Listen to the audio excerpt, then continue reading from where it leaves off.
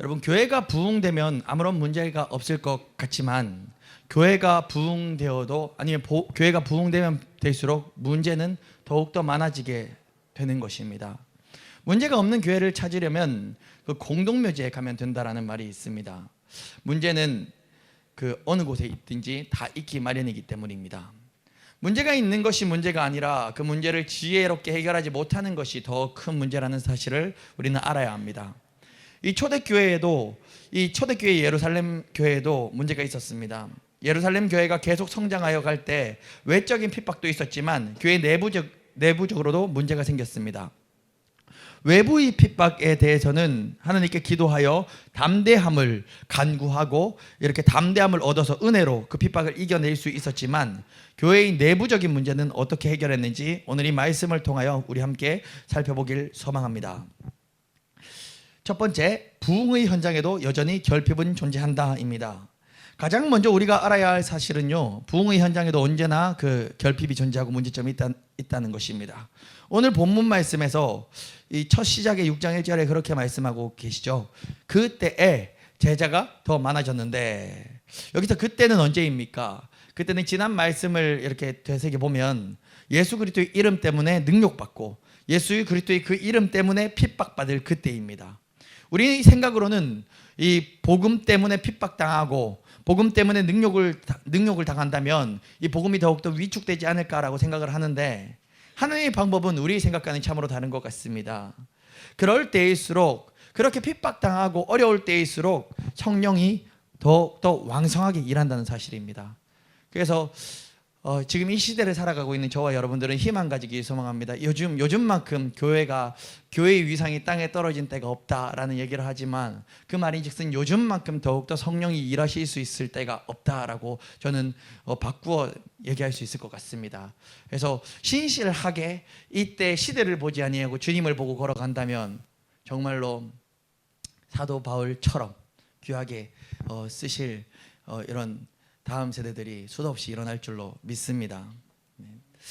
그때 제자가 더 많아졌다라고 하고 있는데, 말씀은 그때 제자가 많아졌는데 헬라파 유대인들은 오히려 그때 속상한 마음이 들었습니다.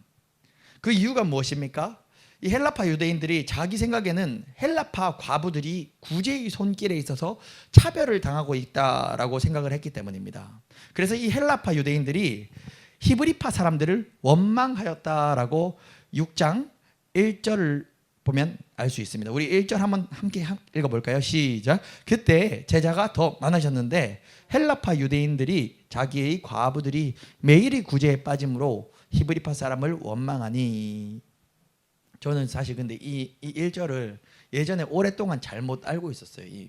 이게 이 성경을 읽다가 이해가 안 되면 새 번역이나 쉬운 성경을 읽으면 참 그거 좋다고 되는 게 뭐냐면, 저는 이걸 어떻게 해석을 했었냐, 옛날에 그냥 성경을 읽을 때 그때 제자가 많아졌는데 헬라파 유대인들이 자기 과부들이 매일 구제에 빠짐으로가, 저는 이 헬라파 유대인들이 게임 중독에 빠짐으로 이걸로 알았어요, 오랫동안.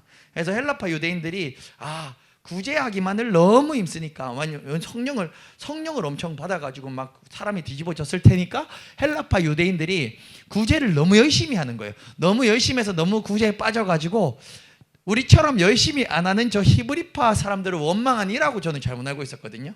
근데 이게 새 번역이나 쉬운 성경을 읽어보면 이게 또 쉬운 말로 풀었었잖아요. 그런 의미가 아니라 전 엄청 오랫동안 그렇게 알고 있었는데, 헬라파 유대인들이 자꾸 그러니까 구제 받아야 될 그 명단에 제외가 되는 거죠.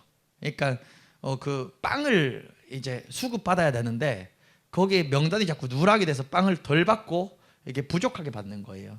그러다 보니까 히브리파 사람들이 아마 더 이제 기득권이라고 생각했겠죠. 왜냐하면 이 예루살렘이 이 히브리파 사람들은 히브리어를 쓰는 그곳에 있는 사람이고 헬라파 유대인들은 헬라어를 쓰는 사람들인데, 아마도 이스라엘 밖에 디아스포라 밖에 퍼쳐서 살았다가 뭐 이제 노년에 이제 그렇지 않은 사람이 노년엔 다 귀향을 하고 고향에 가잖아요. 이렇게 해서 뭐 노년에 고향에 왔든지, 그렇지만 이제 남편이 없는 뭐 그런 이제 과부의 처지라든지 그런 식으로 하다 보니까 아무래도 평생에 이 시골로 치면은 시골 토백이 대해서 약간 자격지심이라던가 시골 토백이보다 외부에서 한 3, 40년간 살다가 시골에 들어가면 그 마을에서도 아무래도 좀 약간 처진다, 이런 마음이 좀 느끼지 않았겠습니까? 그래서 헬라파 유대인들이 자기 과부들이 구제에서 자꾸 이렇게 처짐으로, 이렇게 빵을 좀 덜 받음으로 곧 토백이었던 히브리파 사람을 원망하니라고 말씀을 보면 되겠습니다. 근데 구제를 담당하는 일을 누가 했습니까?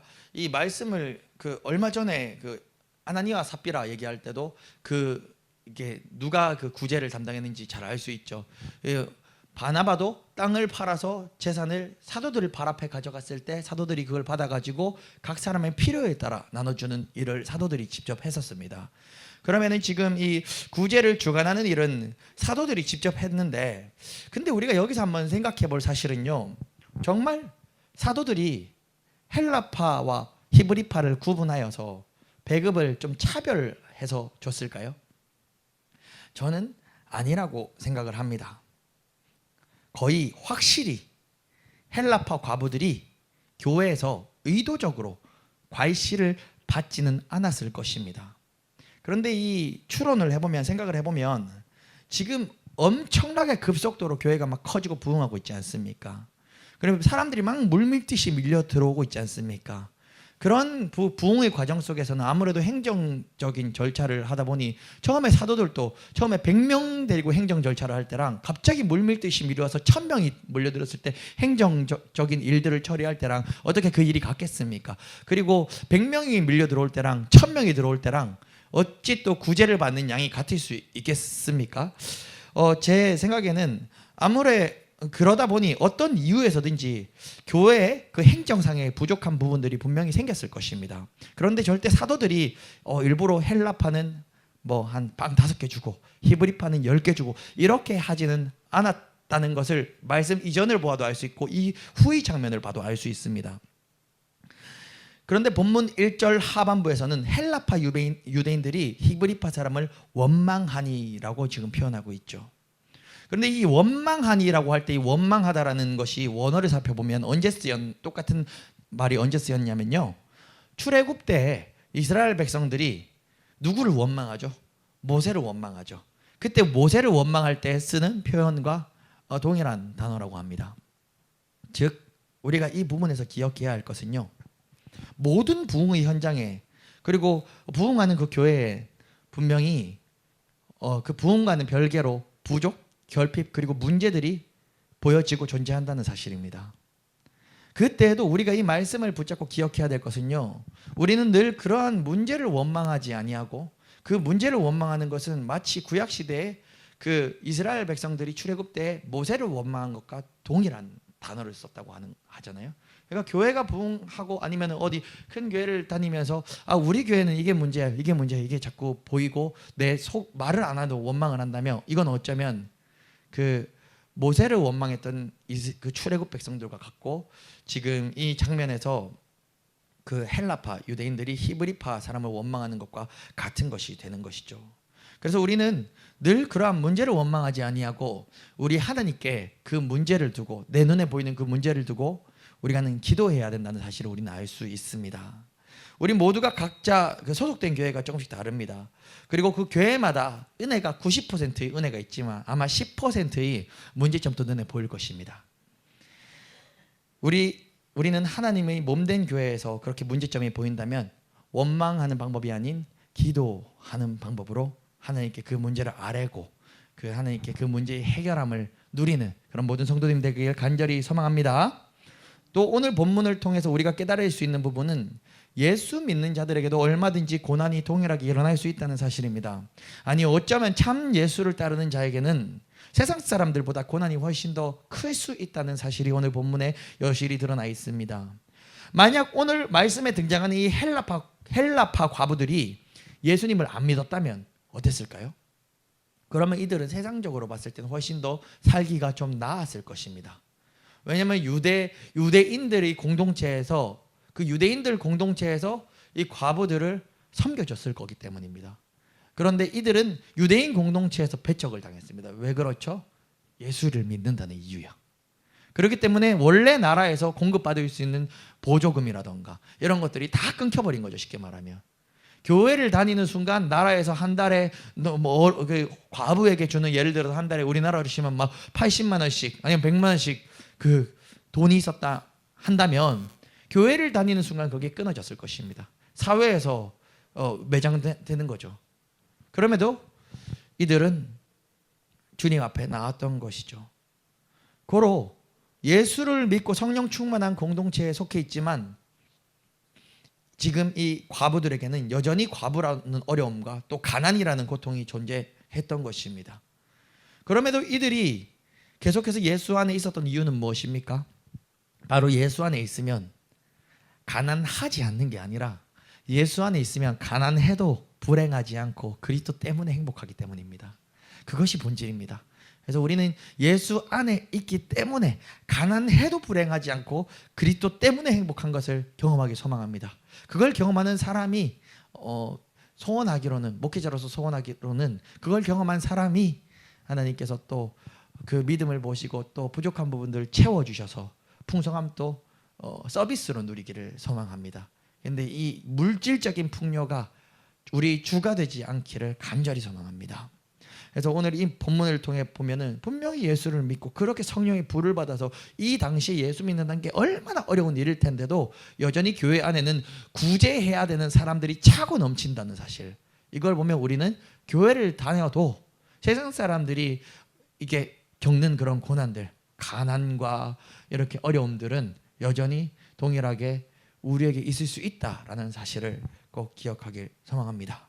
그렇지만 기도하면 이게 우리를 짓누르는 고난이 된다면 우린 기도하면 다 또 응답받고 뚫어낼 수 있는 예수의 이름도 있기 때문에 두려워할 필요는 없습니다. 두 번째, 7집사의 조건, 지혜, 성령 인정이라는 소제목입니다. 초대교회에도 어려운 문제점들이 있었지만 사도들은 그 문제를 숨기지 않고 쉬쉬하지 않았습니다. 저는 이 두 번째 소제목에서 개인적으로 목회 현장에서 제가 깨달은 바가 좀 큽니다. 이 사도들이 어떻게 교회를 섬겨 나가는가에 대해서 굉장히 이전에 보지 못했던 것을 하나 보았습니다. 오히려 이 사도들은요, 교회에 어떤 잡음이 생길 때, 이게 성도들 가운데 싸움이 날 때 그 문제를 그냥 권위로 덮어버리거나 쉬쉬하지 않았습니다. 즉시로 그 잡음을 해결하기 위해 사도들은 움직였습니다. 12사도가 어떻게 했습니까? 모든 제자를 불렀습니다. 그리고 12사도는 이렇게 말했습니다. 우리가 하나님의 말씀을 제쳐놓고 접대를 일삼는 것이 마땅하지 아니하니 형제들아, 너희 가운데에서 성령과 지혜가 충만하여 칭찬받는 사람 7을 택하라. 우리가 이 일을 그들에게 맡기고 우리는 오로지 기도하는 일과 말씀 사역에 힘쓰리라 라고 사도들은 이야기하였습니다. 여기서 우리가 이 대목에서 눈여겨볼 것은요, 사도들이 이 문제를 해결하기 위해서 밀실회의를 하지 않았다는 사실입니다. 저는 개인적으로 여기서 많이 이제 깨달음이 있었습니다. 그리고 사도들이 모든 제자들을 부른 것은 성도를 존중히 여기고 성도의 가치와 역할, 그리고 성도의 기능을 인정했다는 것입니다. 초대교회는 문제를 성도와 지도자가 함께 풀어나가고 있다는 점을 우리는 오늘 이 말씀에서 살펴볼 수가 있습니다. 이것은 개척교회를 섬기면서 우리에게 가르쳐 주시는 하나님의 방법과 지혜라고 생각합니다. 지금 이 당시의 사도들은 어떠한 존재입니까? 엄청난 권위, 정말 베드로의 그림자라도 덮여도 사람이 살아날까라고 하는 엄청난 권위를 가지고 있었습니다. 그래서 예수를 믿는 사람들은 사도들을 엄청나게 따르고 또 세상 사람들은 사도들을 존경은 하지만 굉장히 두려워하고 무서워했습니다. 그리고 어떤 일도 있었어요. 이전에 아나니아 삽비라가 거짓말 하다가 즉시로 죽는 일도 있었죠. 그러면 이 사도들이 그 권위는 정말로 이 인간의 세계의 수준이 아니었다는 것입니다. 그렇다면 이 12사도 한 사람, 단임 목회자 한 사람도 아니고 12명이나 사도가, 그런 능력 있는 12사도가 모여 있다면 우리 상식으로 생각한다면 교회의 그런 사소한 그 약간의 잡음들을 그냥 자기들끼리 그 권위가 있는데 딱 해결하고 그냥 우리말 네, 이렇게 하기로 했어 말 들어 불평 원망 그거 죄야 하고 이렇게 딱 정리하고 치리하고 끝내버리면 안 되는 것입니까? 저는 이 부분에서 굉장히 저에게 주시는 큰 말씀이 있었습니다. 그런데 지금 이 12사도는 어떻게 했습니까? 모든 제자들을 불러놓고 형제들아 너희 가운데 성령과 지혜가 충만하여 칭찬받는 사람 7을 택하여 오라 라고 말하는 것입니다. 7 집사를 택하는 일을 사도들이 하지 않았습니다. 성도들에게 그 일을 맡겼습니다. 그리고 7 집사를 세우는 일 그러나 그 7 집사들을 이제 성도들이 택하였을 때 그 7 집사를 세우는 일이죠. 기도하고 안수하여 주고 이제 직분자로 세우는 일은 사도들이 감당했던 것이죠. 저는 이러한 일들을 바라보면서 교회가 어떻게 세워져 나가야 할 것인지를 생각해 보게 됩니다. 보통 이런 말이 있죠. 저도 이 말에 굉장히 동감을 하는데 청빙받은 목사는 평생 종이고 개척해서 큰 목사는 거의 왕이라는 얘기가 있죠. 이런 말이 왜 있겠습니까? 그런데 오늘 초대교회에서 12사도가 청빙받은 목사입니까? 개척한 목사였을까요? 개척한 목사죠. 그냥 오늘날로 비교를 한다면. 그런데 교회에 잡음이 생기고 문제가 생길 때 그 문제를 해결하는 방법 가운데 성도들과 함께 풀어나가는 모습을 보면서 이것이 아름다운 교회의 모습이 아닌가라는 생각을 해보게 되었습니다. 물론 그런 것은 분리를 해야 됩니다. 예를 들어서 아나니아와 삽비라와 같이 영적인 타락으로 인해서 문제를 일으키고 교회를 어렵게 하는 성도들이 있다면 당연히 사도들이 그 하나님의 권위로 이렇게 지적도 하고 이렇게 치리도 할 수 있습니다.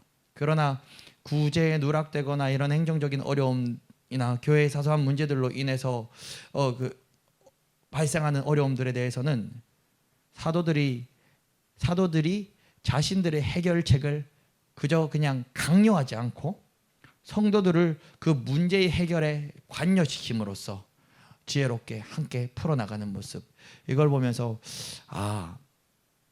그런 말, 청빙받은 목사는 평생 종이고 개척한 목사는 거의 왕이다, 이런 말은 성경적이지 못하다. 하나님이 원하시는 방법이 아니다.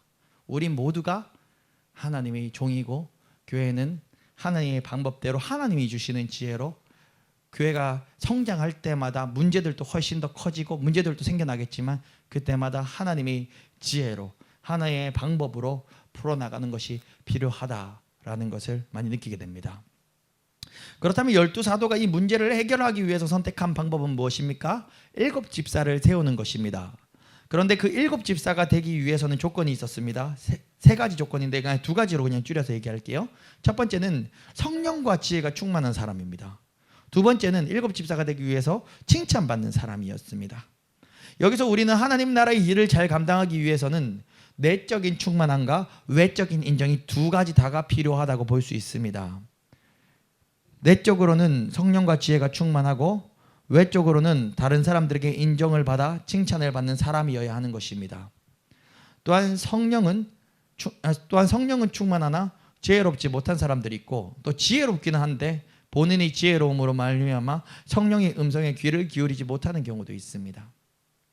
또한 내적으로는 성령 충만하나 외적으로 다른 사람들에게 인정을 받지 못하는 경우도 있고 또 반대로 다른 사람들은 참 좋은 사람이다라고 인정을 하는데 그 속은 교회를 다니지만 성령과 지혜로 충만하지 못하고 그저 그냥 저 사람은 참 인간성이 좋은 사람이야 라고 인정만 받는 경우도 있습니다.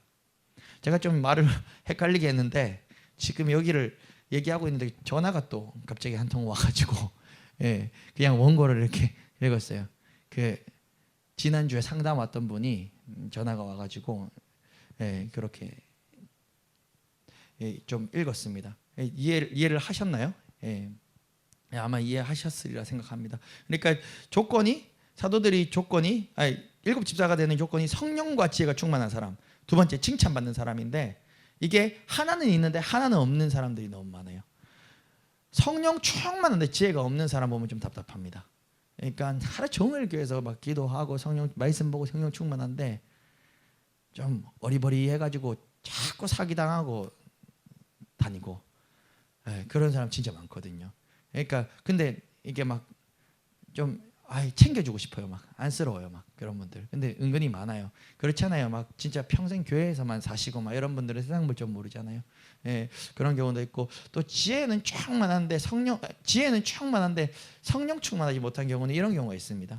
너무 똑똑하니까 인생에 있어서 어떤 선택의 지점에 있어서 성령님의 음성을 잘못 듣는 거예요. 이 세상의 지혜는, 그리고 내 인생의 지혜는 정말로 명철하고 충만한데, 내가 너무 똑똑하면 성령을 잘 의지 못하는 경우가 있습니다. 그리고 성령과 지혜는 충만한데 밖에 나가서 사람들에게 진짜 인정 못 받는 사람이 있죠. 이런 것도 한번 우리는 되돌아봐야 되고, 또 밖에 나가서 칭찬을 정말 받는데 성령과 지혜가 충만하지 못해서 가까운 사람들은 되게 힘든 케이스도 있습니다. 그래서 이게 무엇을 의미하냐면, 우리는요 이 모든 걸 구해야 된다는 것입니다. 성령 충만, 지혜 충만, 그리고 주변 사람들에게 덕을 끼치는 삶을 구해야 됩니다. 왜 구해야 합니까? 우리가 좀 더 나은 사람이 되기 위해서요? 아니요, 하나님이 일을 하기 위해서요. 그렇기 때문에 그것을 구하면 주십니다. 왜냐하면 우리 욕심 때문이 아니라, 집사를 세우려면, 하나님이 일을 맡길 집사를 세우려면 이러한 조건이 있다 그러잖아요. 근데 하나님은 우리를 들어 쓰시기를 원하시는데, 그렇고로 우리는 이것들을 하나님께 구할 권리가 있는 것입니다. 우리 모두는 성령과 지혜가 충만하고 다른 이들에게 칭찬받는 모든 성도님들이 되길 간절히 소망합니다. 마지막 세 번째입니다. 마지막 세 번째의 소제목은 결국 말씀과 기도라는 제목입니다. 마지막으로 12사도가 7집사를 세운 이유가 무엇인 줄 아십니까? 4절입니다. 우리 4절 함께 읽어볼까요? 시작. 우리는 오로지 기도하는 일과 말씀 사역에 힘쓰리라 하니. 12사도가 7집사를 세운 이유는 오로지 기도하는 일과 말씀 사역에 힘을 쓰기 위해서, 교회가 커짐에 따라서 그 행정적인 업무들을 좀 나누어 준 것이죠. 12사도는 부흥하는 초대교회에서 모든 일을 다 감당할 수가 없었습니다. 교회가 성장하면서 사도들이 행정적인 면에서 더 많은 시간을 투자해야만 했었습니다. 그러나 사도들은 행정적인 일의 시간을 더 많이 늘리는 방법이 아니라, 오히려 사도들은 기도 시간을 더 많이 늘리고 행정적인 일은 다른 사람을 세워 맡기는 방법을 택했습니다. 그래서 구제하는 일을 맡기고 오로지 기도하는 일과 말씀 사역에 힘쓰기 위해서 7집사를 세우게 되었습니다. 그렇다면 왜 기도와 말씀에 사도들이 집중하려고 애를 썼을까요? 초대교회는요, 영적 전쟁이 계속되기 때문에 성도들은 계속 기도해야만 했습니다. 사탄은 우는 사자같이 두루다니며 삼킬 자를 찾았습니다. 사탄은 믿는 자라 할지라도 그 믿음에서 떨어지기를 원하며 공격했기에 영적 전쟁이 바로 성도들의 첫 번째 우선순위였습니다. 고로 사랑하는 성도들을 지키고 하나님의 복음을 전파하기 위해서는 사도들은 기도로 무장하고 또 말씀을 선포할 수밖에 없었습니다. 그래서 기도와 말씀에 전무해야만 했죠. 이것은 구제가 중요하지 않다는 것이 아니라, 구제도 중요하기 때문에 7집사를 세워서 그 역할을 부족함 없이 감당하게 한 것입니다.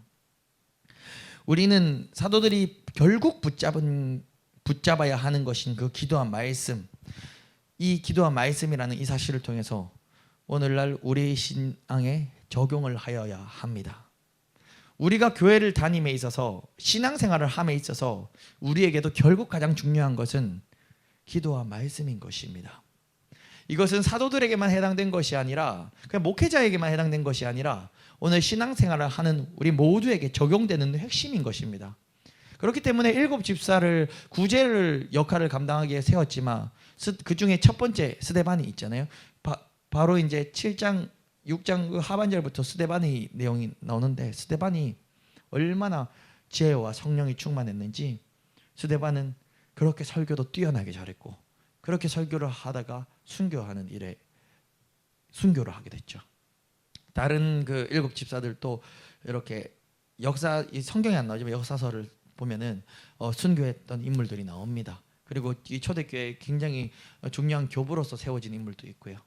그러니까 이 그저 7 집사는 구제만 하기 위해서 세운 게 아니라 기도와 말씀이 되었기에 7 집사도 세워질 수 있었던 것이에요. 그렇지만 이제 그 역할을 좀 더 나누어 함께 한다는 의미였겠죠. 그래서 오늘 우리 모든 성도들에게 핵심은요, 기도와 말씀인 것입니다. 기도와 말씀으로 무장되지 않고서는 영적 전쟁터와 같은 이 세상에서 절대 살아남을 수 없습니다. 하나님의 말씀을 근거로 한 기도의 능력으로 원수 마귀의 견고한 진을 무너뜨리고 오로지 우리 영혼을 지키고 내 가족을 지키고 내 교회를 지키는 군사가 되어야 하는 것입니다. 정말 이제 신앙생활에 눈을 뜬다는 게 뭔지 아십니까? 영적 세계가 보이는 거예요. 이게 꼭 막 이렇게 눈 뜨고 있으면 막 천사가 막 날아다니는 게 보이고 막 귀신이 막 있는 게 보이고 이런 의미가 아니라, 영적 세계가 진짜 깨달아지는 거. 이제 신앙생활을 진짜 초등학교 입학했구나라고 할 수 있는 겁니다. 이 교회를 아무리 20년 30년 다녀도 영적 세계가 있는지를 그냥 책에서만 보고 그리스 로마 신화와 같이 그냥 느껴진다면 교회를 다녀서 하나님의 믿음으로 천국 가는 믿음이 있는 건 감사한 일이지만 진짜 신앙생활을 제대로 시작한 건 아니에요. 우리 이제 여기 이제 있는 청년이 어저께 전화 왔었는데 너무 감사한 일이라서 영적 세계에 눈을 확실히 떴구나라고 느꼈던 게, 이 청년이 이렇게 옛날부터 좀 몸에 이제 허리가 좀 쭉 아팠는데 이틀 전인가 이렇게 갑자기 허리 통증이 엄청나게 와서 발가락도 못 움직이는 상황이었대요. 발가락도 움직일 수가 없었대요. 그냥 너무 허리가 너무 아파가지고, 예전에 학창 시절에 한번 그런 적이 있어서 그때 학교에서 그래가지고 그때 저한테 전화 왔어서 목사님 기도 좀 해주세요 했던 적이 있단 말이죠. 그래서 그때 급하게 학교를 조퇴를 하고 어머니가 아마 학교에 와가지고 이렇게 이게 청년을 데리고 집에 갔었던 적이 있는데, 또 갑자기 그렇게 아파서 발가락도 못 움직일 정도면 얼마나 아픈 겁니까 이게. 그러니까 스스로 걸을 수도 없는 거죠. 근데 하는 얘기가 너무 기쁘더래요. 여전히 아픈데 발가락도 못 움직이는데 막 기쁘더래요. 막. 그 이유가 기도하면은 또 낫겠네, 이 확신이 오니까 아픈 동시에 기쁨이 막 오더래요. 저한테 전화해서 그 얘기를 하는 거예요. 그래서 말씀 들은 대로 말씀에 근거하여 나사렛 예수 이름으로 기도를 했는데 진짜 괜찮아졌대요, 말끔히. 그래가지고 근데 그 다음 날인가 됐는데 또 허리에 통증이 팍 오더래요. 근데 그 전날처럼 아프진 않았는데 허리를 못 펴고 이렇게 걸을 정도로.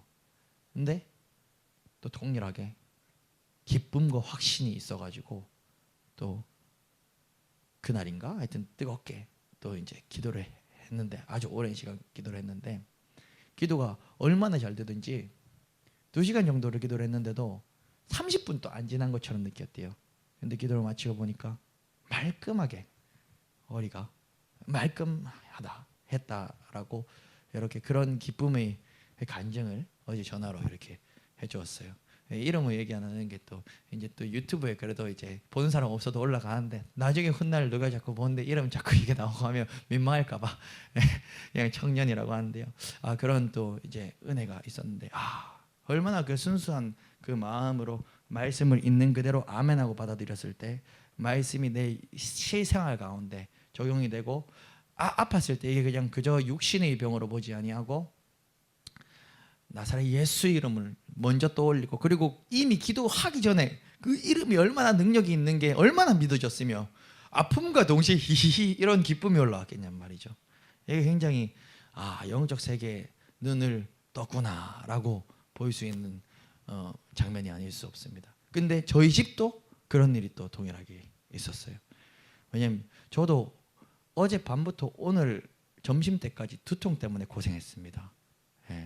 그래서 약을 먹으려 하다가 이거는 너무 영적인 건지 너무 알아가지고 원래 그 잠깐 아프면 괜히 저는 그런 마음이거든요.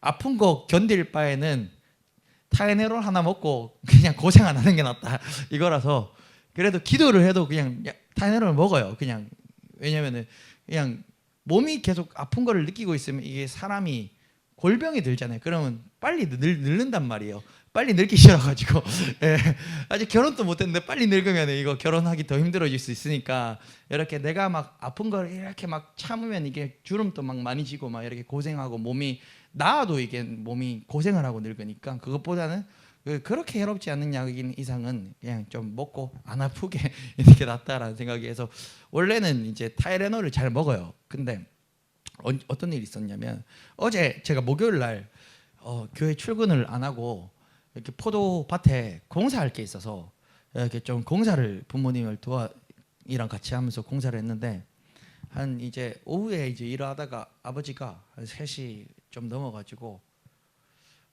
갑자기 이제 좀 약간 어지러움, 이게 머리가 좀 아프고 어지럽다는 거예요. 그래서 일을 하려고 어제 그 목요일날 출근 안 했었는데 일을 그렇게 많이 하진 못하고 하여튼 뭐 해야 될 건 어느 정도 하고 이렇게 좀 이제 일을 좀 일찍 끝냈습니다. 일찍 끝나고 저는 이제 밑에 집에 따로 내려 부모님은 위에 집에 있는데 저 내려가고 나서 나중에 저녁 먹으러 이제 저녁 먹을 때 다시 도로 올라가서 밑에 집에서 혼자 있다가 올라갔는데 아버지는 이제 쉬고 계시는데 어머니가 저한테 딱 얘기하시는 거예요. 이렇게 다급하게 와가지고 막 얘기하는 거예요. 아버지가 이제 저 내려가고 나서 방에 있다가 어지러워가지고 앉지도 못하고 서지도 못하고 막 이렇게 막 진짜 막 너무 이렇게 이게 뭐지 하면 이랬대요. 근데 어머니가 그걸 보고 이제 나사렛 예수 이름으로 여기 기도하라고 이렇게 맨날 티격태격 하니까 또 그렇게 아프다고 자꾸 하지 말고 여기 기도하라고 막 이렇게 했는데 아버지가 이제 너무 아프니 너무 힘드니까 이건 진짜 앉지도 서지도 못하고 이러니까 어머니가 나사렛 예수 이름으로 하니까 이렇게 아버지가 또 나사렛 예수 이름으로 또 어려운 사람 떠나갈지어다 또 떠나갈지어다 이렇게 하고 이렇게 한 거예요. 그리고 아버지가 어머니한테 네가 와서 좀 빨리 기도해봐라 이렇게 했는데 어머니는 당신이 해야지 당신이 해서 영적 전쟁에 이겨야지 이렇게 한 거예요. 그러고 났는데 아버지가 이제 혼자서 이제 기도를 한 거죠. 기도를 하는데 기도하고 보니까 괜찮다는 거예요. 괜찮다는 거예요. 그래가지고 전에 듣기로는 그때부터 제가 저녁에 한 8시에 이렇게 밥 먹으러 올라갔는데 계속 방에서 이제 찬양하고 기도하고 이렇게 막 계속 혼자서 계속 찬양했다는 거예요. 그래서 이제 저 8시쯤에 올라가는데 어머니는 이제 반석이 불러서 이제 밥 먹어야 되겠다. 저녁 8시쯤 되니까. 근데 아버지는 좀 더 있다가 먹자고. 더 찬양 더 해야 된다고. 이게 아프면은 하나님을 찾을 수밖에 없습니다, 사람이. 예, 그렇게 했다는 겁니다. 근데 어쨌든 그래서 그때로부터 이게 괜찮았어요. 쭉 괜찮았어요. 괜찮았고 저녁 식사를 그래서 온 가족이 같이 하고 근데 저녁 식사할 때 어머니가 또 얘기하시는 거죠. 사실 며칠 전부터 어머니가 꿈자리가 계속 안 좋았다고. 원래는 밤에 자면 쭉 자는데 이렇게 좀 가정 가운데 영적으로 좀 이제 전쟁이 시작되고 막 이럴 때는 한 막 새벽 2시 이렇게 깬대요. 네, 어머니가 본인 몸의 컨디션을 알잖아요. 원래는 잠은 저희 집은 다 잘 자거든요. 저희 집에 못 자는 사람이 없어요. 저희 집은 제가 유전적으로 너무 잘 자가지고 이 잠이 너무 많아가지고 그게 문제인데, 근데 이제 며칠 전부터 계속 이제 새벽 2시에 깨고 막 이렇게 제대로 못 잔 거예요. 그리고 아버지도 이제 그런 일이 거의 없었는데 그렇게 딱 있었죠. 그런 일이 있었죠. 그리고 제가 밥 먹고 밑에 집에 내려갔는데 두통이 그때부터 딱 오더라고요. 네. 그때부터 오는데 방금 우리 집에서 있었던 모든 일을 알잖아요. 그러니까 이제 그 두통이 있지만 그냥 이제 약을 안 먹었어요. 약을 안 먹고 이렇게 이제 그날은 그렇게 이제 잤는데 사실 제가 한 일주일 정도는 제가 1년 내도록 꿈을 안 꾸는데 요 한 1, 2주 정도는 저도 계속 밤에 거의 매일 꿈을 꿨었거든요. 근데 별로 기억은 안 나요. 이렇게 뭐 꿈 꿔서 힘들고 이런 게 아니라 저는 꿈 꾼 게 뭐냐면 자꾸 자다가 중간에 한번 깨요. 꿈도 아무것도 기억 안 나는데 새벽 뭐 2시, 3시 이런 식으로 한번 깨는 거예요. 다시 자는 거예요. 예, 그런 원래 저는 한번 자면 중간에 절대 안 깨거든요. 1년 동안 중간에 깨는 일이 잘 없어요. 너무 잘 자가지고. 저도 그런 일이 있었는데 어제부터 두통 반부터 쭉 오더니 전 딱 이쪽 오른쪽 요렇게만 딱 아프거든요. 예, 오늘 점심 때까지 계속 그랬는데 그래서 오늘 오전에 와가지고 더 열심히 이렇게 되적기도 하고 이미 승리했다고 이렇게 기도하고 이렇게 하면서 있었는데 한 1시인가 이렇게 좀 넘었을 때 1시에서 2시쯤에 어느덧 그냥 딱 보니까 두통 아예 없어졌네. 조금 또 이제 뭐 조금 남아 있지 않고 조금 더 기분 나쁨이 없이 완벽하게 없어졌네 라고 저도 이렇게 그렇게 느꼈어요. 이 얘기는 뭐 부모님께 하진 않았는데 그런 일이 있었습니다. 이 말이 무엇이냐? 우리 청년이 경험했던 것과 우리 이제 집안이 경험했던 이 모든 것들이 영적 전쟁이라는 것이죠. 예, 마귀는 믿는 자라도 믿음을 떨어뜨리기 위해서 치열하게 끊임없이 공격을 하는 것이고 마치 우는 사자처럼 두루 삼킬 자를 찾는 것입니다. 그렇기 때문에 우리 믿는 자들은 늘 깨어 있어야 하고 늘 기도로 채워져 있어야만 그때 그 힘으로 싸워 이길 수가 있는 것입니다. 우리 집안의 이야기 들어서 알다시피 이렇게 그 가정 가운데 누구 한 명이라도 정말 강력하게 깨어 있다면 이 가정 가운데 공격하는 이 원수 마귀를 압도할 수 있지 않겠습니까? 그래서 오늘 이 시간 이 자리에 있는 우리 모두가 바로 영적으로 강력하게 무장되어서 기도로 무장되어서 원수 마귀의 견고한 진을 무너뜨리고 오로지 우리의 영혼을 지키고 내 가족을 지키고 내 교회를 지키는 군사가 되어야 하는 것입니다. 말씀을 맺도록 하겠습니다. 사도들이 기도와 말씀으로 무장될 때 또 7집사가 구제를 담당하여 교회 안의 문제점들을 잘 살피고 돌볼 때 7절과 같은 결론을 맺게 되었습니다. 7절 우리 한 목소리로 함께 읽겠습니다. 시작. 하나님의 말씀이 점점 왕성하여 예루살렘에 있는 제자의 수가 더 심히 많아지고 허다한 제사장의 무리도 이도에 복종하니라. 아멘. 즉 결론, 첫째 말씀이 왕성하게 되었습니다. 둘째 교회가 부흥하게 되었습니다. 셋째 세상이 항복하게 되었습니다. 첫째 말씀이 왕성하게 되었습니다. 하나님의 말씀이 점점 왕성하여 라는 표현은 성경 교훈의 양이 많아지고 질이 깊어진 것을 가리키고 있습니다. 사도들이 말씀에 전무하게 되자 가르침이 넓어지고 더욱더 깊어진 것을 뜻하고 있습니다. 성경 가르침의 넓이와 깊이는 성경 교사가 말씀을 전무하는 것에서 비롯됩니다. 이때 성경 말씀이 교회와 성도들에게 확고하게 자리를 잡게 되는 것입니다. 그래서 그 교회에서 말씀 맡은 자가 오로지 기도와 말씀에 전무할 수 있게 해주는 것이 또 성도들의 역할이기도 합니다. 그래야 그것이 또 양식이 되어 성도들에게 돌아오기 때문이죠. 그래서 교회는 말씀이 살아있는 교회가 되었습니다. 두 번째, 교회가 부흥하게 되었습니다. 예루살렘에 있는 제자의 수가 심히 많아지고 라고 7절에서 이야기합니다. 이 9절에서 보듯이 말씀이 강해지고 깊어지고 넓어지자 교회는 부흥하였습니다. 교회가 수적으로 부흥하였고 양적으로도 성장하였습니다. 셋째, 세상이 항복하게 되었습니다. 허다한 제사장의 무리도 이 도에 복종하니라 라고 성경은 말씀하고 계십니다. 건실한 일꾼을 세운 교회가 놀라운 영향력을 발휘해서 그래서 회개와 개종의 역사를 불러일으킨 것입니다. 제사장이 누구입니까? 원래 그 예수를 핍박하던 그 무리들이 제사장 아닙니까? 근데 그 제사장의 많은 무리가 허다한 제사장의 무리가 이 도에 복종했다라고 하는 것입니다. 결국 오늘 우리는 이 사도들이 기도와 말씀으로 무장될 때 또 7집사가 구제를 담당하면서 그 계속 커지는 교회의 그런 문제점들을 또 해결하고 교회가 성장해 나갈 때 7절과 같은 말씀이 왕성해지고 교회가 부흥해지고 세상이 항복하게 되는 결론을 맺게 되는 것입니다. 오늘 이 시간 우리가 속한 모든 교회에서 이 사도행전 6장 7절의 역사가 나타나길 간절히 소망합니다. 우리 이 시간 함께 찬양한 후에 우리가 오늘 들은 말씀 가지고 함께 기도하길 소망합니다. 이 기도 제목을 오늘은 제가 한 번에 다 드리고 그냥 쭉 이어서 한 30분 정도 부르짖어 통성으로 기도하고 그렇게 마치면 좋을 것 같습니다.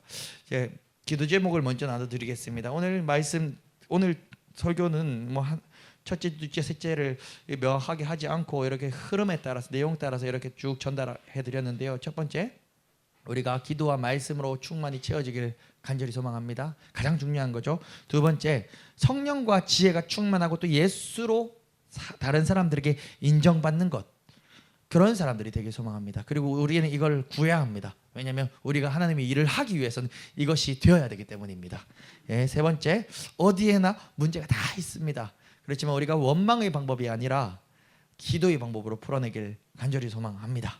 네 번째, 우리 교회가, 그리고 내가 속한 교회가 이 오늘 말씀에 등장한 이 초대교회 같은 교회가 되길 간절히 소망합니다.